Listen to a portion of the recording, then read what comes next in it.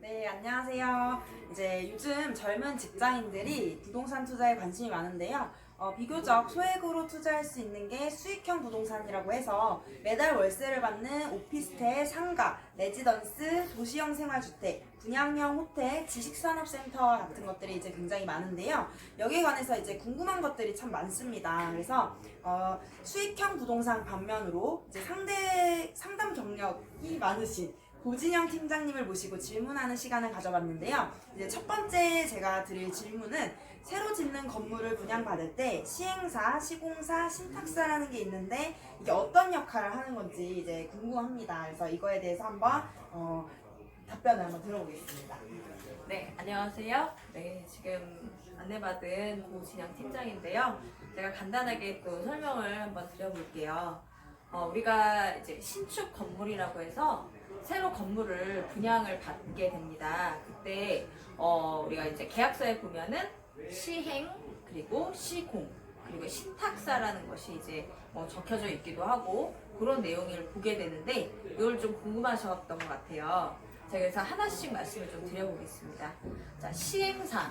시행이라 함은 이 처음에 땅을 매입을 해서 건축을 하는 어떤 사업의 주체를 말을 하는 겁니다. 그래서 작은 규모의 땅부터 큰 규모의 땅까지 전체가 다 바뀌게 되는데 작은 규모라면 뭐 동네에서 이제 뭐 아주머니나 아저씨가 자기 땅에다가 어떤 건물을 올리면 그것도 어떤 시행 사업이 되는 거고요. 뭐 주택을 하나 짓는다든지 그리고 큰 규모 같은 경우는 이제 금액이 좀 많이 있다 보니까 기업들이 많이 움직이게 되는 그런 어떤 뭐 법인이라든가 이렇게 해서 주체가 되게끔 진행을 합니다.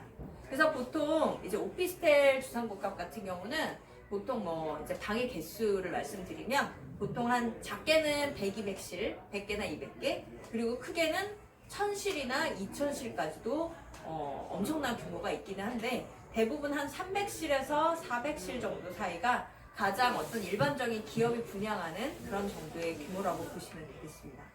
자, 시행사는 여기까지 간단하게 말씀을 드렸고, 자, 시공사는 이제 어렵진 않으실 겁니다. 건설사를 말하는데, 자, 보통 그룹사에서 진행한다고 하면 어떤 그룹에서 뭐 시행그룹도 갖고 있고 건설그룹도 갖고 있다고 한다면 같은 그런 그룹에서 진행하는 경우도 있어요. 하지만 보통 건설은 건설만 위주로 하는 곳이 더 많습니다. 그래서 건설사가 이제 만약에 1군이다. 우리가 소위 말하는 건설사가 1등부터 100등까지를 1군이라고 해요. 그래서 그 브랜드, 자체 브랜드를 많이 또 가지고 있습니다. 그래서 시행과는 또 구분이 되죠. 자, 건설사의 규모나 파워, 브랜드에 따라서 시행사가 준공을 맡길 때 책임 준공이라는 거를 또 하기도 합니다. 이 책임 준공이라는 것은 어떻게 보면 시행사의 자금이나 이런 경험치보다 상관없이 건설사는 좀 더 이제 그 파워가 컸을 때 이 책임 준공이란 걸 맡아서 하기 때문에 무조건 끝까지 시공을 완료를 하게 됩니다. 그거는 이미 건설사가 돈도 많이 가지고 있고 또 경험도 많은 그런 1군일 경우에는 책임 준공을 많이 한다고 보시면 됩니다. 그래서 분양받는 입장에서는 여기가 브랜드고 또 책임 준공이다라는 부분을 들으시면 좀 안전하구나. 무조건 내 건물은 준공이 되겠구나 라고 생각을 하셔도 되겠습니다. 네, 책임 준공까지 또 말씀을 드렸고 마지막으로 신탁사 말씀드릴 건데요. 자, 신탁사는 무엇을 하는 건가? 자, 신탁사 홈페이지 가시면은 뭐 안전한 보증기관이다라고 얘기를 하는데 만약에 여러분들이 뭐 은행에다가 예금을 맡긴다 그러면은 뭐 5천만 원까지는 예금 보험 공사가 이제 그 5천만 원 이상은 아니지만 5천만 원까지는 보증을 해주는 그런 어떤 장치가 있잖아요.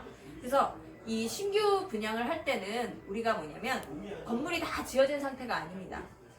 보통 이제 건설을 시작하는 단계에서 분양을 많이 받거든요. 이거를 선분양이라고 합니다.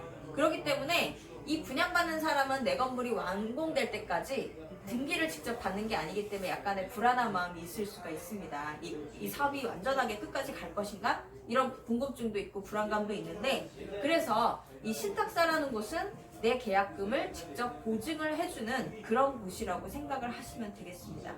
그리고 시행사 입장에서는 사실은 시행사라고 해서 다 경험이 많은 건 아니에요. 뭐 땅을 산다고 해도 뭐 처음 이제 건물을 지어보는 경우도 있고 하지 않습니까? 그래서 오히려 자금대도 많고 경험도 많은 이 신탁사에게 이 모든 전체 관리 감독을 맡기기도 합니다.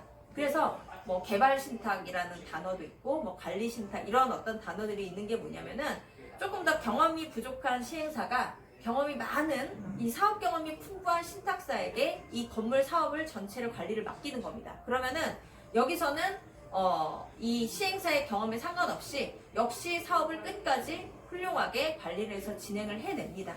이런 것들을 말을 하는 거예요. 그래서 수분양자 입장에서는 안전하게 이렇게 사업이 끝까지 진행될 수 있는 그런 장치가 상당히 많은 거예요. 그렇게 보시면 됩니다. 이것도 다 스토리가 있어요. 자, 제가 스토리를 좀 말씀을 드릴게요.